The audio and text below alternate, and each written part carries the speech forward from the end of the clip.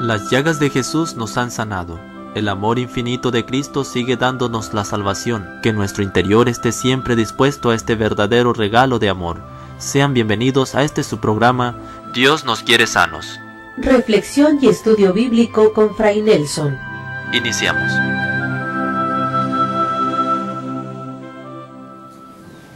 Y hay que empezar por hacer varias aclaraciones. La primera es que la fuente básica de división es siempre el pecado. Eso puede aparecer de un modo muy evidente, por ejemplo, cuando se da un escándalo en la iglesia. Ahí queda como muy claro el pecado. Caso típico, pecado de cisma, pecado de herejía. Queda muy claro que el pecado causa división. Pero aunque no sea tan evidente, el pecado sigue haciendo su obra destructiva en la medida en que pretende en cada uno de nosotros crear un imperio.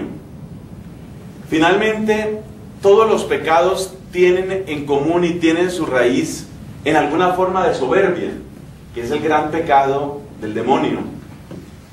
Y la soberbia es: yo tengo mis ideas, yo tengo mi gusto, yo tengo mis intereses, yo tengo lo mío. Por supuesto, en la medida en que cada uno de nosotros se centra en lo suyo, pues sucede lo que dice Pablo en el Nuevo Testamento: todos buscan sus intereses, no los de Cristo Jesús. Entonces, la primera anotación general es que la lucha por buscar la paz y la unidad, que es la misma lucha por el bien común, siempre será una lucha contra el pecado. O dicho de otra manera, la lucha contra el pecado viene a confundirse, viene a resultar equivalente a la búsqueda de la santidad. O todavía lo decimos de otra manera, la verdadera búsqueda de la santidad se caracteriza por una búsqueda de unidad y de paz en la comunidad.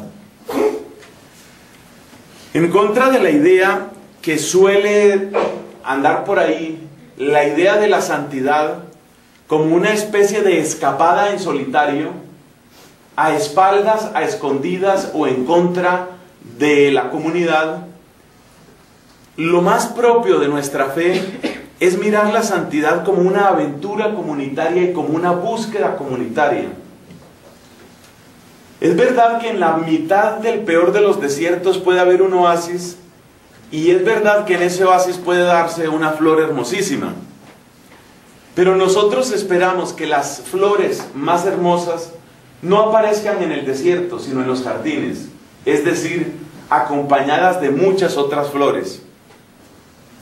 Así que hay que mudar la mente a ese modelo, hay que mudar la mente a esa convicción, que la santidad no es una aventura individual, sino que es un trabajo, una experiencia, una búsqueda, o incluso, digámoslo, una aventura comunitaria.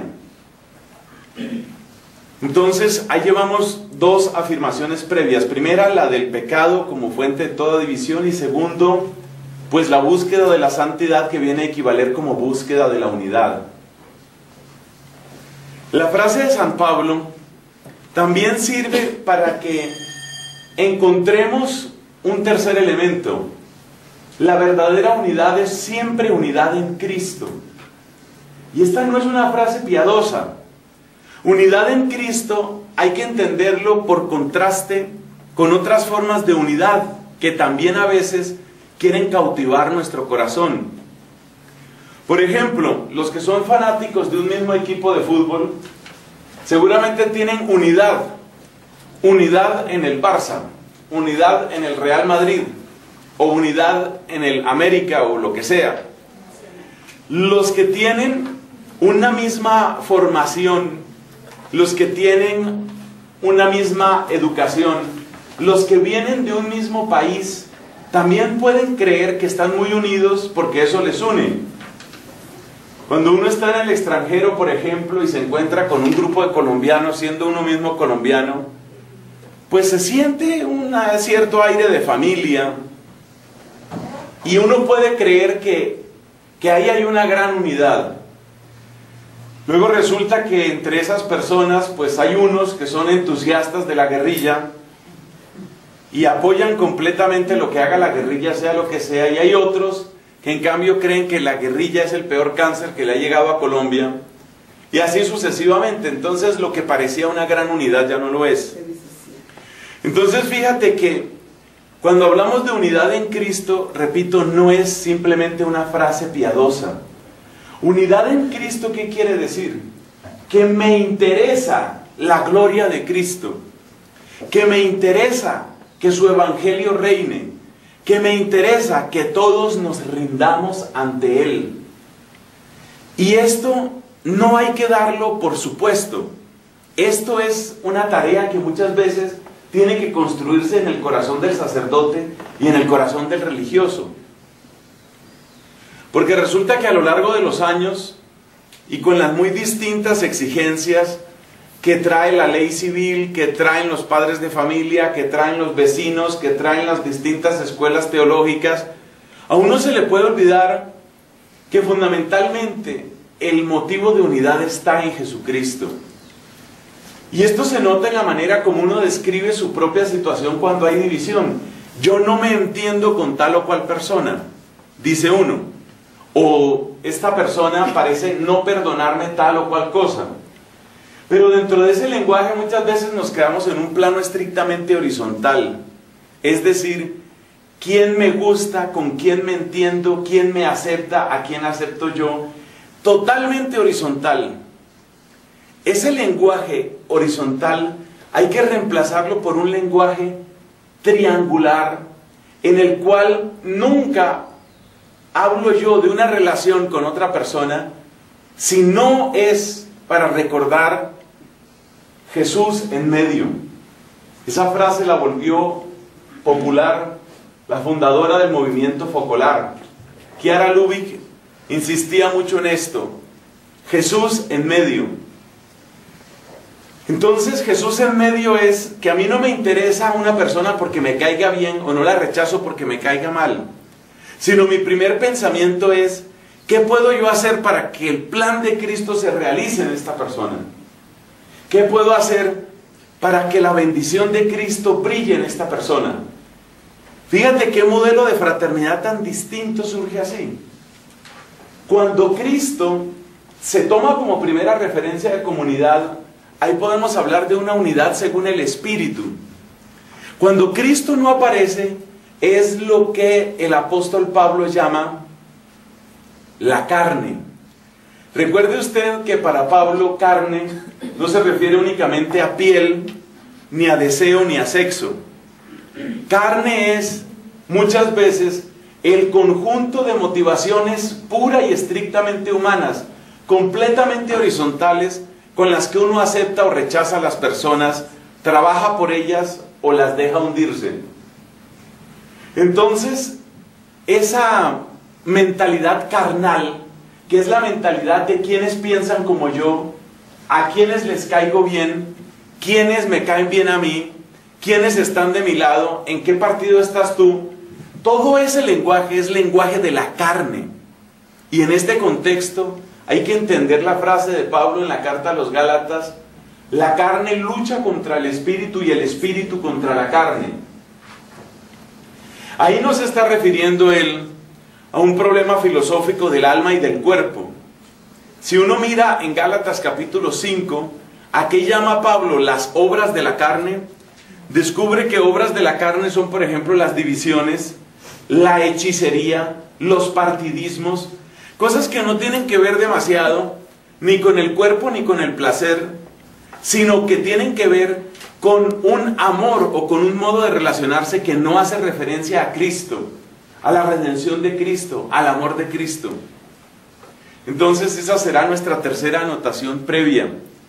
Nosotros tenemos que tener presente que la unidad que estamos buscando es una unidad en Cristo, y por consiguiente es la unidad que viene al corazón cuando yo pongo en primer lugar la obra del Señor en esa persona.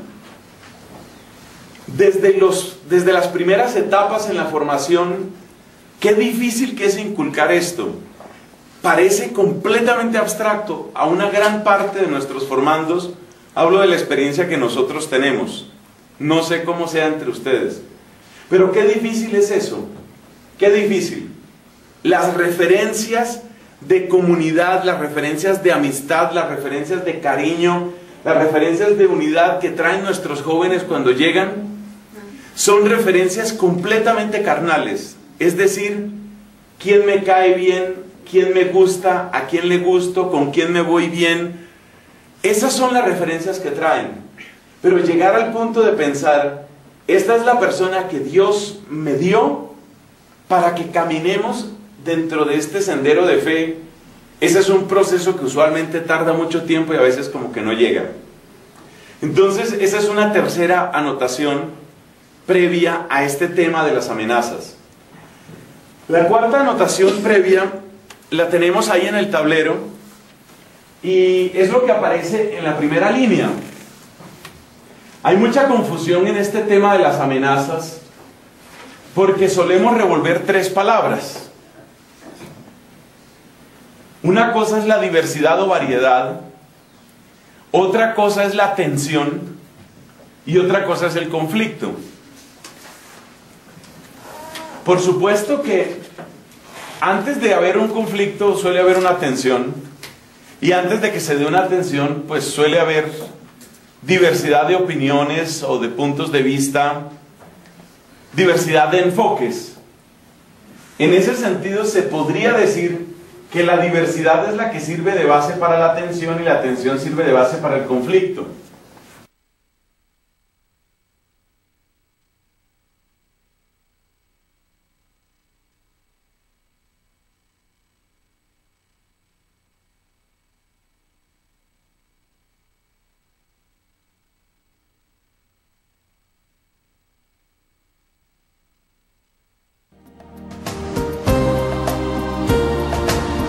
El Espíritu del Señor renueva la faz de la tierra, dándonos nueva vida a nosotros también.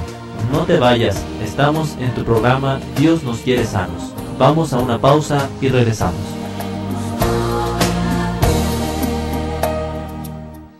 ¿Qué tan dispuestos estamos a recibir la sanación que viene del Señor? Gracias por quedarte con nosotros. Continuamos.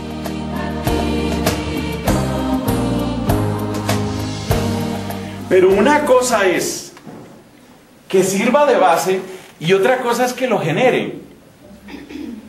Y esta distinción es muy importante para mí. Voy a tratar de explicarlo con un ejemplo muy tonto. Una condición para que yo le pueda dar un puñetazo a usted es que yo tenga un puño. Sin puño no hay puñetazo. Pero el hecho de que yo tenga un puño no significa que yo tenga que dar un puñetazo. Esa es la línea de argumentación aquí. El puño es un requisito para el puñetazo, porque sin puño no hay puñetazo. El puño es requisito para el puñetazo, pero el puñetazo no surge solamente del puño. Lo mismo aquí. La diversidad es un requisito para que haya una tensión, pero la tensión no surge solamente de la diversidad. La tensión es un requisito para que se dé un conflicto, pero el conflicto no surge únicamente de que haya una tensión. Estas aclaraciones son importantes porque si uno no diferencia esto, entonces uno empieza tácitamente o inconscientemente empieza a trabajar por un modelo de comunidad en el que no haya conflictos y para eso que no haya tensiones y para eso que no haya diversidad. Más o menos como si yo dijera, pues para que no haya puñetazos, amputemos a todo el mundo, se acaban los puños, se acabaron los puñetazos. Por supuesto que esa idea absurda no se le ocurre a nadie. Pero eso es exactamente lo que tiene que quedar claro al hacer esta diferencia. Entonces, el conflicto en sí mismo es el peor de los tres. De esos tres, el peor es el conflicto.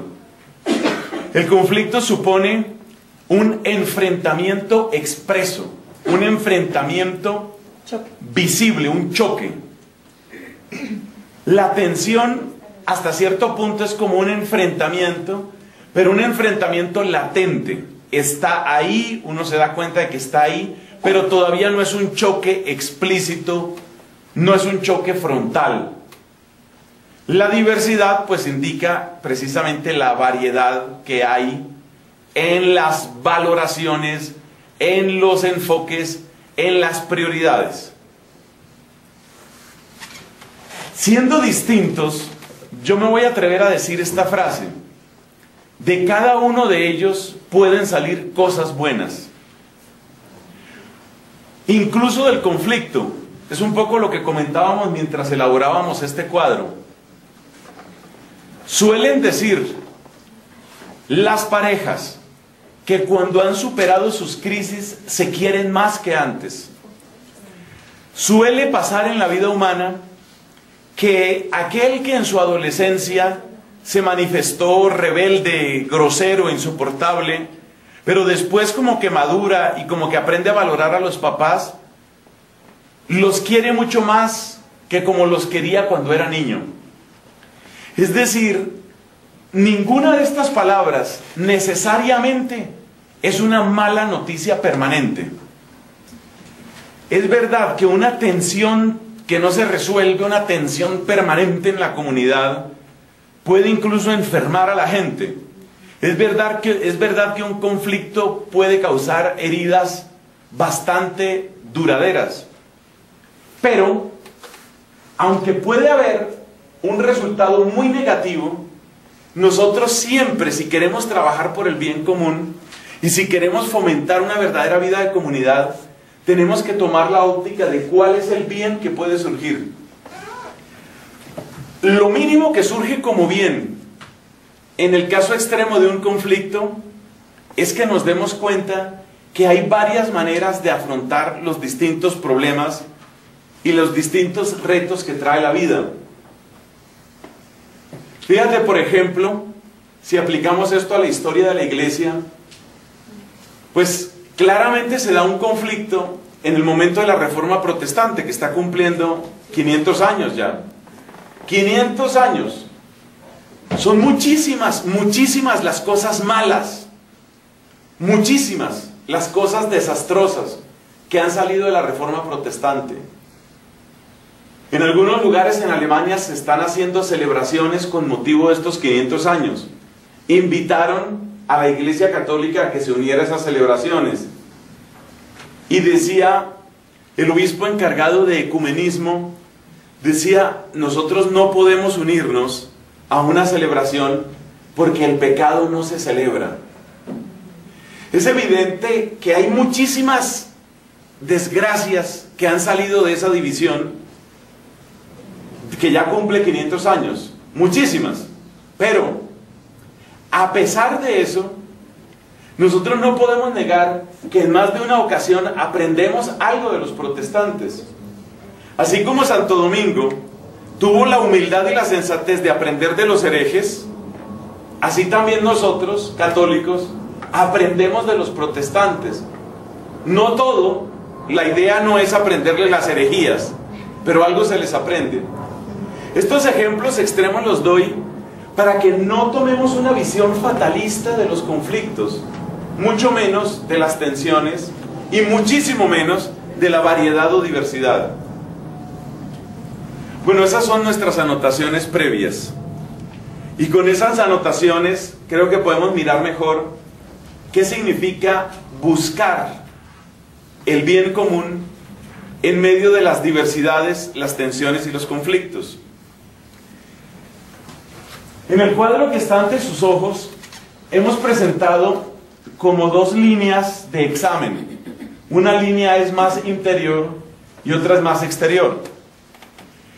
Ya hemos llamado en nuestro trabajo, la línea interior es aquello que aparece dentro de la comunidad. La línea exterior se refiere a aquellos hechos o fenómenos que tienen su origen afuera de la comunidad, pero que tienen una incidencia en la comunidad. Entonces, con la ayuda del trabajo de ustedes hemos hecho este cuadro.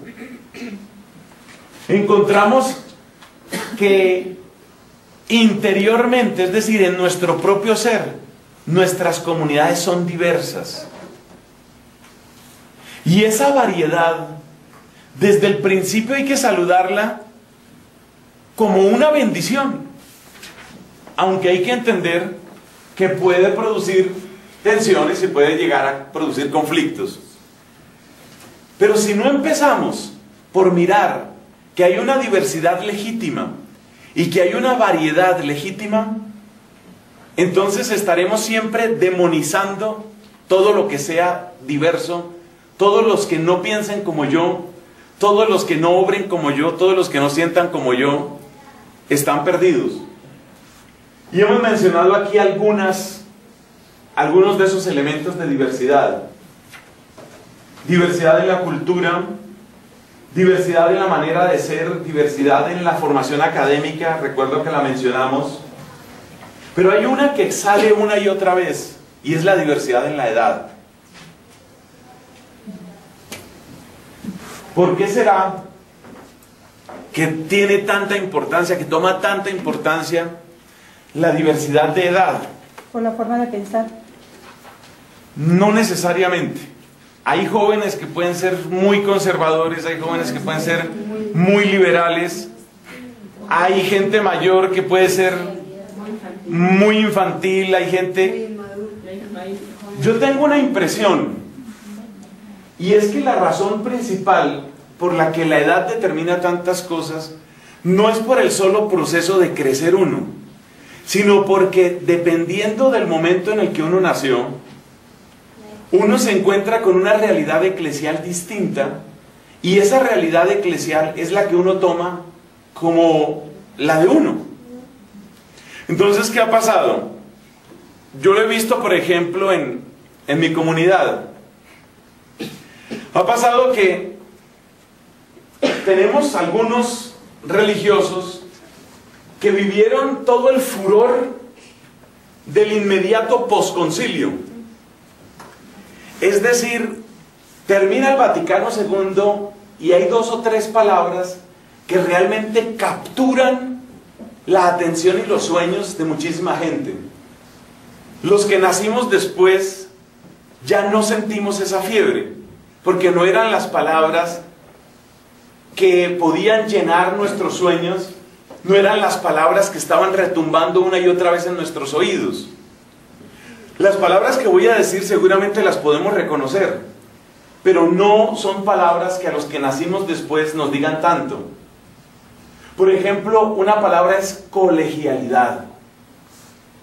La colegialidad en su momento se vio como una gran revolución, porque parece que el modelo eclesial que conoció aquella gente, la gente que en ese momento, los años 65, años 70, 75, gente que estaba madurando, que estaba llegando a la edad adulta en ese momento, eso significa personas nacidas hacia 1950, un poquito antes, un poquito después, esas personas que estaban llegando a su madurez en ese momento, sentían que una palabra como colegialidad, es decir, que la iglesia brilla especialmente cuando aparece el pueblo de Dios.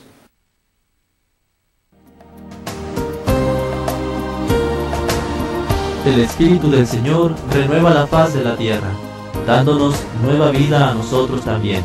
No te vayas, estamos en tu programa Dios nos quiere sanos. Vamos a una pausa y regresamos.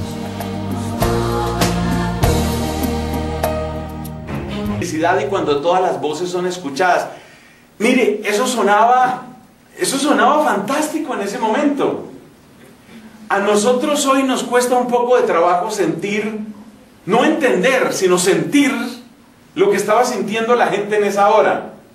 Porque ellos estaban sintiendo que la iglesia estaba acomodando un cambio de rumbo dejando el autoritarismo, dejando el verticalismo, dejando la imposición, dejando ese criterio de que todo tiene que venir empacado de Roma. Y como que ahora sí vamos a empezar a vivir un cristianismo desde la base. Esas ideas tuvieron una fuerza muy grande. Y cuando luego en 1968 se reúnen los obispos de América Latina en Medellín y presentan una lectura del Evangelio que se confronta con los temas de la justicia, esa palabra no ha vuelto a resonar con esa fuerza, no ha vuelto a tener tanta capacidad para capturar la imaginación, el entusiasmo de la gente. Yo creo que ustedes lo alcanzan a notar, por ejemplo, cuando tratan con jóvenes. Lograr que un joven hoy se entusiasme por la justicia es casi imposible. Les entusiasman otras cosas: el amor, la tecnología, la autoexpresión, medio ambiente, ecología. Pero que un joven sienta que la causa de la justicia, eso no se volvió a vivir. Porque en esos años, cuando los obispos en pleno producen el documento de Medellín, entonces justicia, colegialidad, subsidiariedad, subsidiariedad, una palabra ahí que no lo sé ni pronunciar, y que significa que la responsabilidad tiene que delegarse al máximo a las instancias inferiores. La expresión pueblo de Dios. Años después todavía estaba resonando en los claustros del convento de Santo Domingo una canción que decía "O povo de Deus", y la cantábamos o nos la hacían cantar en portugués. Ese era el entusiasmo. Entonces, cada generación, con un esfuerzo intelectual, yo puedo conectar con eso. Pero ese no fue mi mundo. Ya en mi época ya no era mi mundo. Ya yo sentía que cuando la gente se dedicaba a criticar que la jerarquía y la jerarquía, ya yo sentía que ese no era mi mundo. Porque yo sentía que en mi corazón no había ese tipo de rechazo a lo jerárquico. Por supuesto que la jerarquía, como todo lo humano, se puede hipertrofiar. Y entonces cuando la jerarquía se hipertrofia como un tumor, se vuelve detestable. Pero es que la mentalidad igualitaria también se puede hipertrofiar. Y también produce anarquía. Y produce desprecio a la tradición. Entonces, yo quiero destacar esto porque les puede servir en sus reflexiones para el capítulo. No miren el tema de la edad como un hecho biológico, por favor. No lo miren como un hecho puramente psicológico y mental. Desde el punto de vista de este servidor, por supuesto hay otras opiniones, pero desde el punto de vista de este amigo y servidor de ustedes, lo clave, lo que hace que las distintas generaciones tengan dificultades para crear un bien común, es porque sus sueños son distintos. Y sus sueños son distintos porque hay una época en la vida en la que uno se dispara a soñar. Y en esa época no coincidimos. Entonces los que soñaron con una iglesia pueblo de Dios, con una iglesia solidaria, una iglesia que trabaja por la justicia, una iglesia que surge desde la base, todo eso que luego expresaron con tanta elocuencia tantos teólogos de la liberación. Los que soñaron con eso, pues en parte, que yo creo que es una parte muy modesta, vieron cumplir sus sueños. La mayor parte de esos sueños no los vieron cumplir. Pero ya no tienen capacidad para enamorarse con la misma intensidad. Decía Agustín Lara, solamente supuestamente la gente se puede enamorar a distintas edades. Digamos que sí. Pero eso de que un amor como que arrase con todo, eso como de sentir con toda la fuerza, yo apuesto hasta mi vida, eso no se siente todas las veces, y sobre todo si se ha sentido una vez con fuerza, es muy difícil que se vuelva a sentir. Muy difícil. Me acuerdo de una señora viuda que decía, ya viuda de varios años, de estar en esa condición, decía, para que yo vuelva a sentirme a gusto y no ridícula, agarrándole por ahí la mano a un viejo, sentada en un parque conversando, ya eso está muy difícil. Ya ella lo había vivido con el que fue su esposo. Ya ella había sentido esa magia, como dicen. Ya había sentido las mariposas en el estómago. Volver a agarrar esas mariposas y volverlas a meter al estómago no es tan fácil. Entonces, la palabra que quiero destacar de las que pusimos aquí es la palabra edad, para que nos quede claro eso. El problema no es fisiología, no es biología, no es psicología. El problema es a qué edad te enamoraste y de qué te enamoraste. Entonces estos se enamoraron, por ejemplo, de la justicia, el povo de Deus, la iglesia que nace de la base. Tome usted a una de esas personas y póngalas a que le dé una charla a las postulantes de hoy. Y lo miran más o menos como se trastornó, se le pintó la vena. De ahí no pasan, no sienten nada, porque no le creen tampoco a ese cuento. No le dice nada. No le dice nada. No le dice nada. Entonces los sueños van cambiando. Luego cae el modelo comunista soviético. Se implanta en la práctica una especie de individualismo y surgen otros paradigmas.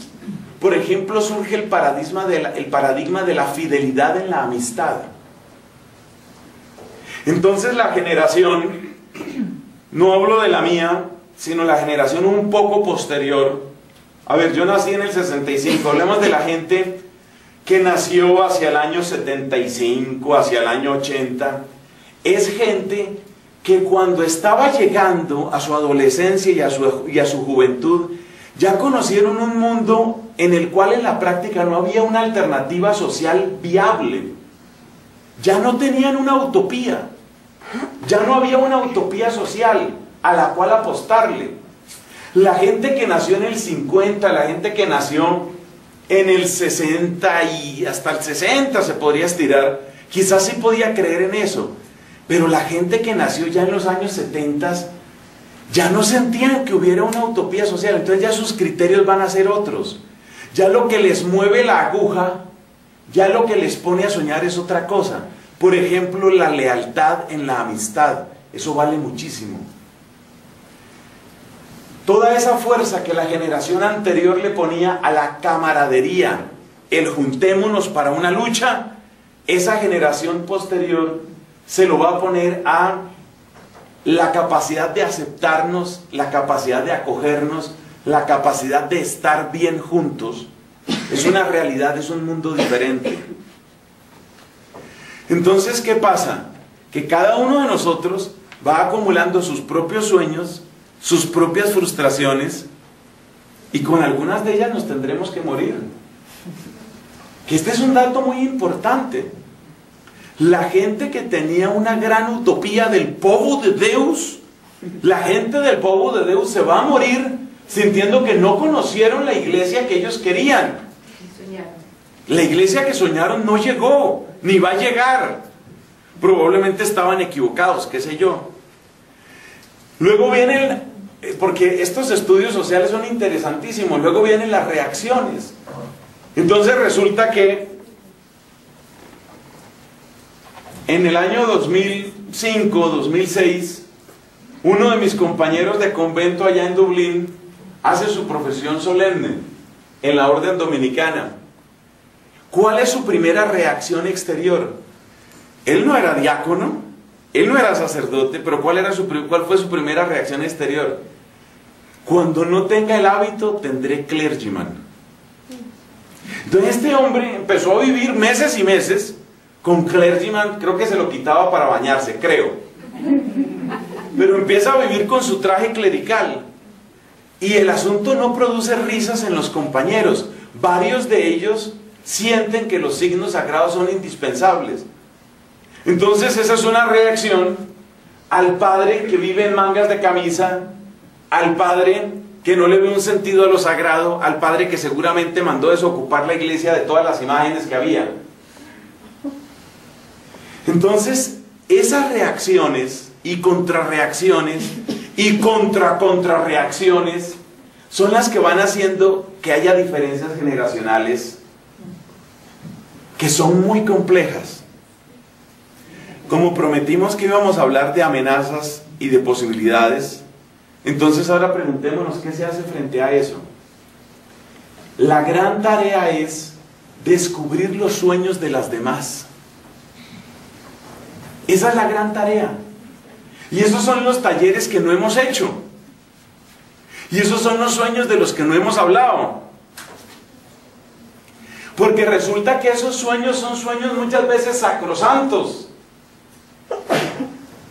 El que soñaba con la iglesia pueblo de Dios que nace desde la base y que así se imaginó que eso era Cristo y que eso eran los apóstoles, esa persona, mira, le estaba apostando la vida a eso, la vida. O sea que eso es sagrado, eso es íntimo. Y las cosas que son íntimas uno no las anda comentando a todas horas. Ese taller nos hace falta. Tenemos que hacer talleres de sueños. Y tenemos que aprender a hablar de cuáles eran y cuáles siguen siendo nuestros sueños. Y mientras nosotros no hagamos esa tarea, vamos a permanecer bastante sordos a cuáles son las demandas de las otras personas. Porque en una misma comunidad hay un joven para el cual lo más importante es, por lo menos que aprendamos a ser amigos, ¿no? Mire la facilidad con que los jóvenes dicen eso. Por lo menos que aprendamos a ser amigos. Y resulta que si uno conoce un poco de vida religiosa, uno se da cuenta que el ideal de que todos seamos amigos de todos, eso no es. Eso no va a funcionar. Eso no va a funcionar. Entonces yo vivo en un convento con 50 personas y yo quiero tener 1 millón de amigos. No va a funcionar. No va a funcionar. O sea que ese va a ser un sueño fallido. Pero los muchachos lo dicen así. No, lo mínimo es que seamos amigos todos. Y no va a funcionar. Pero ¿quién lo saca de ahí?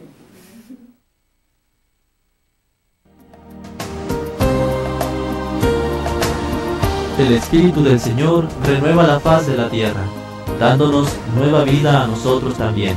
No te vayas, estamos en tu programa Dios nos quiere sanos. Vamos a una pausa y regresamos.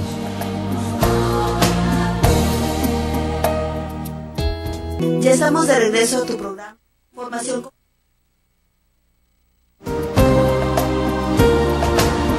¿Qué tan dispuestos estamos a recibir la sanación que viene del Señor? Gracias por quedarte con nosotros. Continuamos.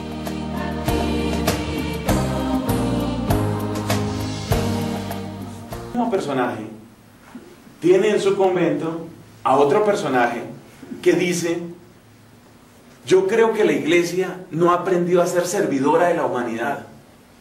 Yo creo que la iglesia sigue montada en sus privilegios. Y eso tampoco va a funcionar.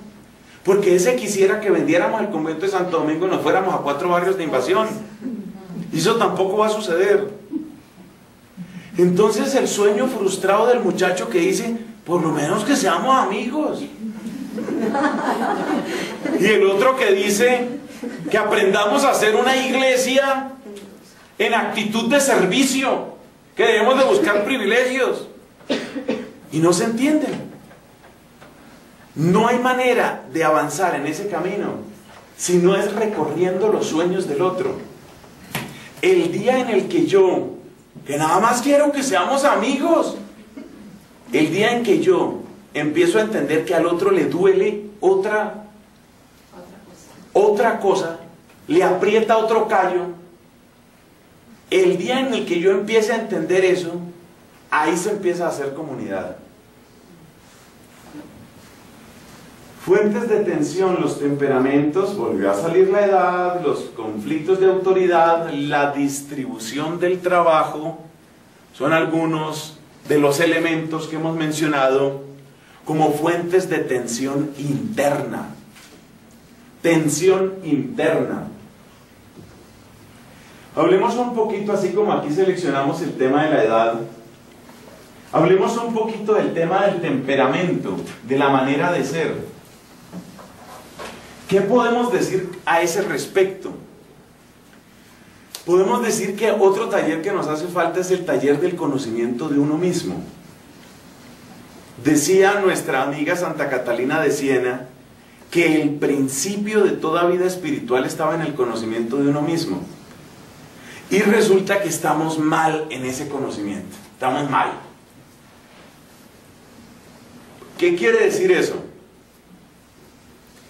Que cuando llegamos a una edad adulta, simplemente nos estacionamos y decimos, yo soy así. Yo soy así.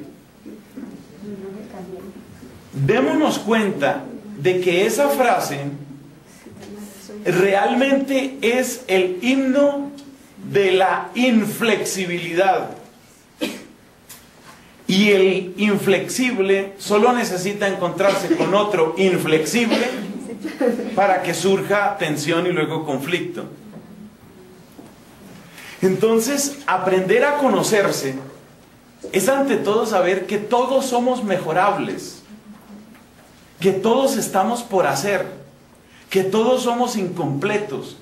Mire, si pudiéramos llevar ese mensaje de una manera positiva a nuestras comunidades, qué cosa tan hermosa sería. Soy incompleto. Aquello que es fuerte en mí ha de servir de base para aquello que tiene que crecer en mí, para aquello que es incompleto en mí.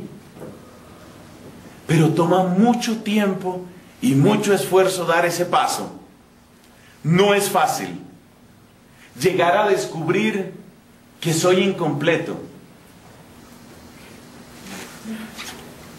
El otro punto que es importante en esto de los distintos temperamentos o maneras de ser cuando ya producen esas tensiones, o sea, el segundo taller que hay que hacer es el taller de ¿en qué tiene razón el que no piensa como yo? Ese es un recurso que se utiliza mucho en la terapia de pareja. ¿Qué sucede en una terapia de pareja? Cuando llega la gente, o sea, cuando llega la pareja a pedir ayuda, ¿cuál es la tendencia del hombre? Echarle toda la culpa a la mujer. Es que ella y es que ella. Por supuesto, lo que la mujer va a hacer es exactamente lo contrario. Es que él, es que él, es que él. ¿En qué momento hay esperanzas de que la terapia de pareja funcione? Cuando suceden dos cosas, que son los dos talleres que yo estoy proponiendo. Primera cosa, que cada uno mire que tiene una cuota de responsabilidad. Es decir, que se conozca y reconozca a sí mismo. Yo tengo fallas. Yo he lastimado el ambiente de comunidad. Yo, por activa o por pasiva, por acción o por omisión, he sido deficiente en mi aporte a la comunidad. Pero realmente, la terapia de pareja funciona mucho más, pero muchísimo más, cuando se da otro paso, y ese otro paso es, yo le reconozco que ella tiene razón en esto. Y ella dice, yo le reconozco que él tiene razón en esto. Cuando se da ese paso, realmente lo que se está haciendo es poniendo una verdad por encima de dos opiniones. Y cuando la verdad triunfa sobre la opinión, Cristo no está lejos. Entonces, fíjate en qué consiste la tarea. Básicamente en reconocer que la otra persona tiene una parte de verdad. Antes estábamos hablando de la carne, ¿no? La carne y el espíritu en San Pablo. Una de las características de la mentalidad carnal se resume en aquella consigna salvaje. ¿En qué sí está de acuerdo con ella? ¿Y qué puede aprender de ella? Nada hace tanto daño como creer que todo lo malo del universo se condensó en el hábito de mi enemiga. Todo lo perverso, todo lo dañado, todo lo equivocado, todo lo falso, todo llegó allá. No es cierto. Entonces tenemos que hacer un ejercicio mental consecuente para buscar lo bueno en la persona que me cae mal. Buscar lo bueno, lo correcto, lo inspirado, lo útil en la persona que lleva una línea diferente a la mía. La búsqueda del bien común requiere de esa tarea. La tarea es vencer la tendencia a simplemente autoafirmarme para volverme fuerte frente a mi adversario.